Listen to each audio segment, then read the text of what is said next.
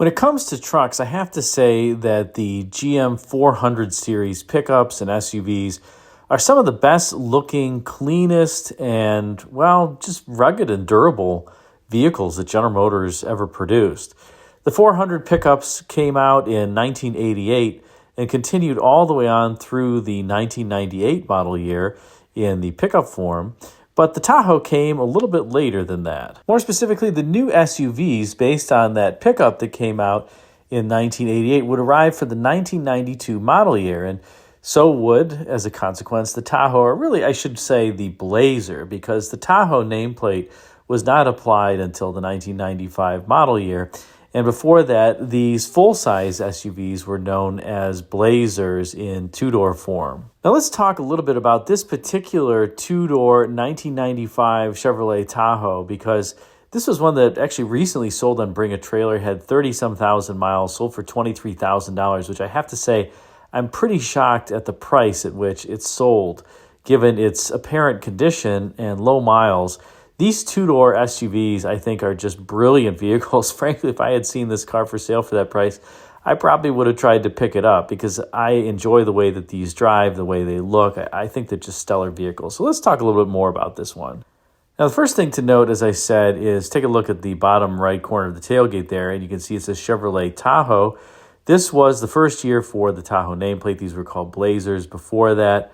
And I think that these vehicles just have a super clean look, completely uncluttered, almost fuselage-like styling on the body side there. And a lot of them had this two-tone paint similar to this one, which helps give the body side this kind of slimming look that makes it look less chunky than it really is. And I think it's, frankly, visually effective. Overall, just a super clean design that has aged especially well. Maybe one of the things that hasn't aged very well are the wheels that look diminutive by today's standards. I don't know if those are 15 inches, or 15s or 16 inches, I believe, but let's just say that they're small. Take a look at that sidewall on the tire. So gives it a good ride, and these GMT400s do have brilliant rides. I drove a GMT400 Suburban many times for a number of years, and I was always impressed with how the vehicle just rode and it handled too. As a consequence, I expected some of the new Suburbans and Tahoes to ride similarly, but I think that the wheel sizes, coupled with the relatively small profile on the sidewalls for the tires, is making it harder for the engineers to really get great ride out of these cars. A number of them kind of feel jiggly to me, especially compared with these vehicles. And the frames are certainly more, let's say they're beefier than what came on this vehicle. I don't know if anybody else has experienced that, but I think these GMT 400s and the 800s were the best riding SUVs and pickups, frankly, that GM really put on the road. Great driving, great running vehicles, and they just didn't stop. They really had great reliability. And to that point about reliability, these vehicles came with the venerable Chevrolet 350 small block underhood. This is not the LS small block. This is before that. This is the engine that kind of traces its heritage back to 1955 and the 265 cubic inch V8 that Chevrolet introduced back then. And these engines are just great, bulletproof, reliable. Not everybody loves the 1995 version like this because you can see by the metal air cleaner, this still has throttle body injection under hood. And in 1995, these 350s made 200 horsepower, 310 pound-feet of torque. Not bad, not necessarily great. But the next model year, they would get upgraded to the so-called Vortec 350, where they would get multi-port injection and a host of other upgrades, and the power would go from 200 to 250. So pretty sizable increase in horsepower in 1996. But the throttle body system that GM employed is just dead nuts reliable. It's a wonderful system. It was kind of poo-pooed because it was low tech. And in all honesty, it was kind of a cheap way to outfit fuel injection to an engine that it almost looks like a carburetor, like a two-barrel carburetor in the intake manifold. It was highly effective. GM throttle body injection was, I would say, one of the best fuel injection systems that they offered back in the 80s. It really didn't have many problems with it. And, for a vehicle like this, you didn't necessarily need a ton of horsepower. You just wanted the torque. And 310 pound-feet was pretty good, especially for the time. And I'd also say that I've seen many, many, many of these first-generation small block V8s go 200,000 plus miles, especially these throttle body and the Vortec variants too. Sometimes some of the variants of the 350, like the LT1 that has the OptiSpark distributor, they'll go a long way, but you got to replace that distributor every couple of years if you want it to be reliable. Here, you don't have any such worries. This thing, you just start it up, change the oil, and go. Notice that this has the GM rotary style kind of pancake air conditioning compressor too, which by this point was getting to be relatively reliable. Some of the early ones when General Motors came out with this had some seal issues, and people generally didn't like them as well as the A6 style compressor. Who could like them, I guess, as well as the A6 compressor? That was a hard act to follow. But by this point, like I said, these were pretty reliable.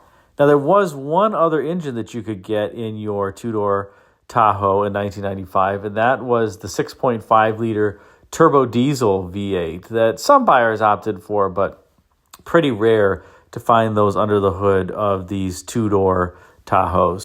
Now let's shift to the interior of this 1995 Tahoe, and by this point, the interiors had been redone in the GMT400 pickups as well as the SUVs, and not quite sure how I feel about the redone interior. I think I actually like the original interior better, and I'll show you a picture of one of those. I think the seats were more comfortable. I particularly love the cloth seats and the fabrics on the original ones, and I kind of liked the electronic-y dash, I guess, that they started out with, although maybe in 1988 the gauges weren't necessarily the best. But by this point, in the early 90s, they had a nice set of gauges, and I think I prefer the original version of the interior. What do you think? This one, the materials got a little bit more plasticky. These seats actually look more comfortable than they were. They kind of hit you a bit strangely in various pressure points, but they were fine overall. They weren't terrible. You did get the airbag wheel for 1995 that replaced the other wheel from 1994. And you do have this new instrument panel. Like I said, it's a little bit plasticky overall. So is that center console. That just the feel of it just feels a little bit more plasticky, I think, than the previous generation.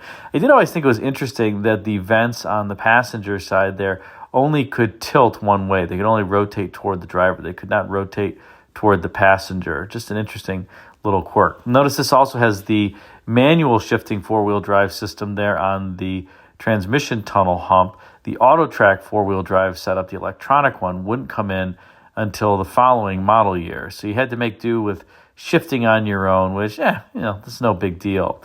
Regardless, I do think the cabins on these are a pretty nice, overall comfortable place to be and a quiet place to be. Very refined trucks, very pleasant even by modern standards. Nothing really to complain about.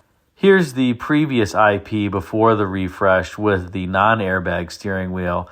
And I kind of like it. I like how the gauges look, and I like the electronic controls there that you could easily touch with a gloved hand. They were big buttons, and I thought it was effective overall. And notice the comfy captain's chair cloth that also adorns the top of the door trim panel. I just think that this one was probably a little bit more my favorite. But put a comment in the comment section. Which one of these interiors did you prefer? And here we are back on the 1995 Tahoe gauge cluster. It is at least a legible set of gauges. Now you can tell that this is a pre-Vortec engine because this has the red line starting at 4,000 RPM. I guess the red zone, I should say, and the red line starting at 4,500 RPM. The Vortex would rev north of that to about 5,000 RPM before they would shift. So that's one way to discern which year the vehicle is. Just take a look at the tachometer. And pretty low red line for, a 350 cubic inch gas V8, but it was a truck V8. It was set up more for torque and not horsepower, particularly with the throttle body setup. And take a look here at the underbody. This was a clean vehicle. Again, I can't believe that this sold for $23,000 with 32,000 original miles on Bring a Trailer. I think that was pretty close to being the steal of the century. Like I said, if I had known that this car was going to sell for that price or was even available, last thing I need is another vehicle. But I love these two-door Tahoes. I wish that General Motors would come back and make them again or that any of the big three would. You had the Tahoe, let's say formerly the Blazer, the Bronco. You had the Ram Charger if you were a Mopar. I think that the automakers are kind of missing out on this niche. It's not going to be as big of a niche, I can't even call it a niche, as the four-door Tahoes that just sell in droves. But I do think there is a market for two-door Tahoes and two-door full-size SUVs that right now is just untapped. I think that's a miss, candidly, on the part of automakers because of how well full-size SUVs are selling. I think that, there's probably, let's say for GM, if they offered a two-door Tahoe, I wouldn't be surprised it would sell 40, 50,000 units. Maybe even a little bit more, but that's my guess. What do you think? Would you buy one of these today, or would you have to have the four-door version? Drop a comment in the comment section and let me know. Thanks again for watching.